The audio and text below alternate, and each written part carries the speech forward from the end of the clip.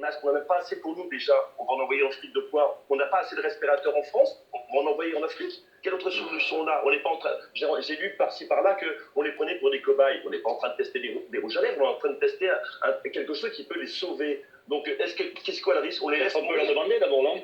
Mais bien sûr, mais je dis pas qu'il faut leur demander, il a raison, docteur Martin. Bien sûr. C'est bien ce qu'il dit, docteur. Non, mais là, attendez, il va vous répondre, le docteur Jérôme Martin, parce que là, Jean-Michel, non, mais je respecte faire des tests moi, je ne comprends pas votre position là-dessus. Non, mais clairement, on est dans une espèce de caricature de discours colonialiste, comme dans les années 20, quoi, si tu veux.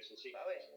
La moindre des choses, c'est quand même d'abord, si on s'adresse à une population, c'est de demander l'autorisation à cette population. Mais j'ai pas dit de le faire en secret.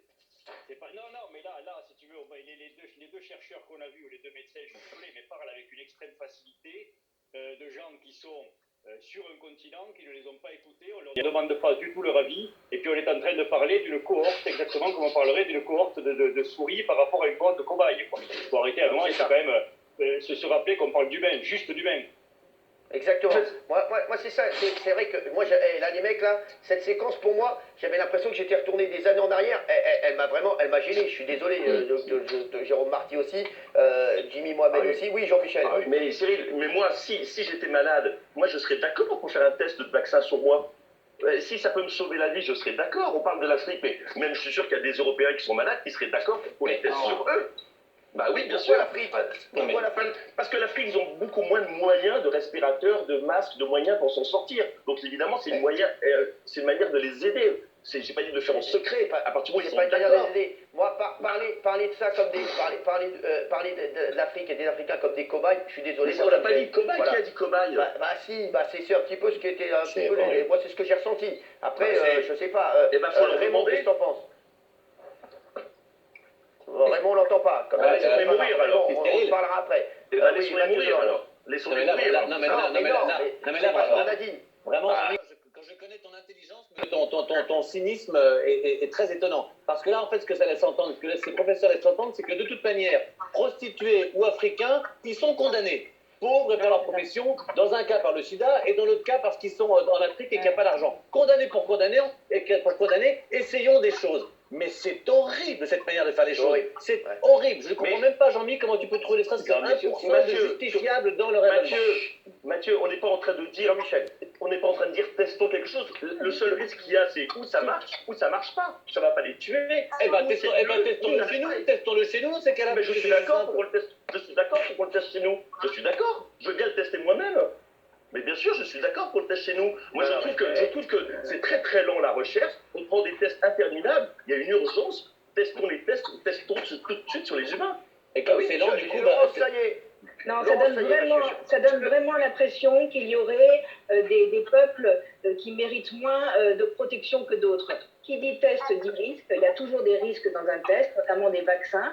C'est pas anodin. Et ça veut dire qu'on soumet à des risques une population parce que, soi-disant, elle a moins de moyens pour se protéger. Moi, je trouve ça totalement immonde qu'on teste les choses, oui, mais pas parce qu'on estime éventuellement qu'une population mérite moins d'attention qu'une autre. Il n'y a pas de risque, c'est juste le risque d'être guéri. Qu'est-ce que t'en sais? Mais bien sûr que si, dans tout test, il y a des... Dans tout test de vaccin, il y a des risques. Bien sûr que oui, bien sûr. Jérôme Marty, il y a des risques.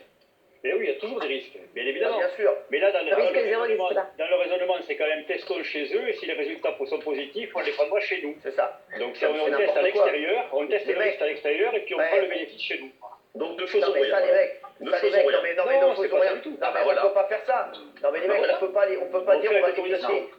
On va faire avec l'autorisation, on peut pas prendre les gens pour des cobayes, je suis désolé. Eh ben demandons leur avis déjà. C'est ça, oui.